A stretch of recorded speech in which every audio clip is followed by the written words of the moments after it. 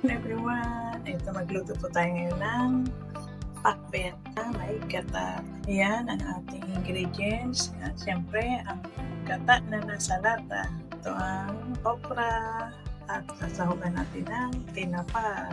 Bagong gawa po yan. Shout out sa aking kaibigan Sheila Suliva Valencia sa paggawa ng tinapang. At yan ang ating garlic and onion.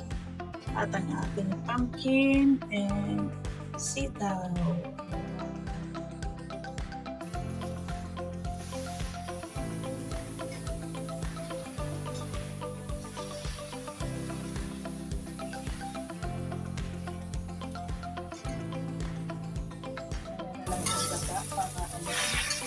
Healthy, hindi ako masyado sa gata na kasi ang cholesterol, kaya konting gata lang ilalagay natin mamaya. Kasi ang gata po na yan is pure, walang tiga yan. Kaya mamaya na natin ilagay.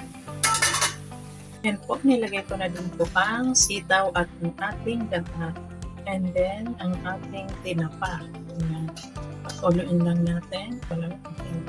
Takpan muna natin. Ayan, tingnan na po natin. Ayan, ang ating pinakpet. Wala lang talong. Wala kasi akong talong. Ilagay na rin po natin ang ating okra. Para ako lang kakasin niya. Ubus na natin yung gata. Hindi ko pa inubos yung gata kasi akala ko kasya niya. Ubus na natin. Ayan, purong gata kasi ito eh.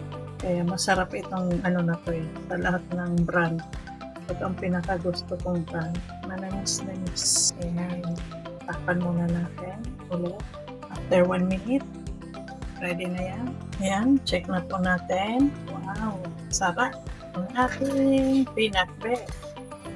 With gata. Uy. Lagyan ko na rin yan ng asin kanina. Wala lang tayong betchin. Wala tayong mga magic para healthy. Yan. Tikman natin ang ating pinakbet. Tamang asin. Asin lang po nilagay ko. Ayan. Ready na ang ating pinakbet. Wow. Yan ang gusto ko, hindi overcook. Ayan. Thank you for watching. Kainan na. At ito na po ang ating finished product. Ayan. Ang sarap. Half cook lang ang gulay. Thank you.